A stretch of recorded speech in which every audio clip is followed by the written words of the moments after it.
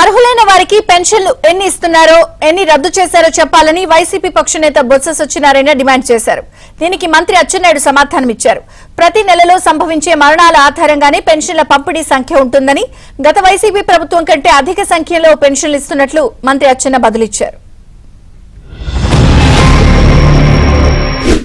ఏదైతే 19 కాలంలో ఎవరైతే అర్హులు ఉన్నారో, ఎవరైతే వృద్ధులున్నారో 60 సంవత్సరాలు నిండి వాళ్ళకి పెన్షన్ని ఎప్పటి నుంచి మీరు ఇస్తారు?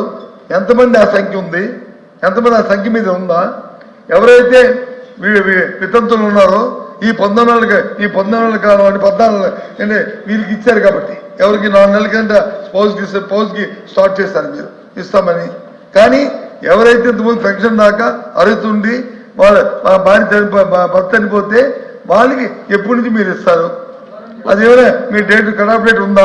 లేదు 5 సంవత్సరాలు గడిపేస్తారా? పాపాలు వీధులు పడుతున్నా. దయచేసి మందిగానే కోరుతున్నాం.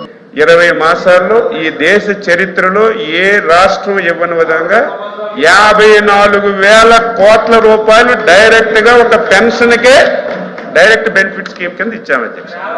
అదేవిధంగా ఇప్పుడే చెప్పారు కొత్త వాళ్ళకి, లేకపోతే మేము ఉండేటప్పుడు 64 లక్షల మందికి ఇచ్చేవాళ్ళం, ఇప్పుడు 60 లక్షలే ఇస్తున్నారంటే అధ్యక్ష ప్రతి నెల డెత్స్ వస్తుంటాయి.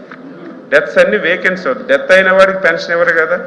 ఏదైతే మీరు అన్నట్టుగా ఆ 1,00,000, 2,000 లక్షలు తగ్గాయి డెత్ పెన్షన్స్ అధ్యక్ష.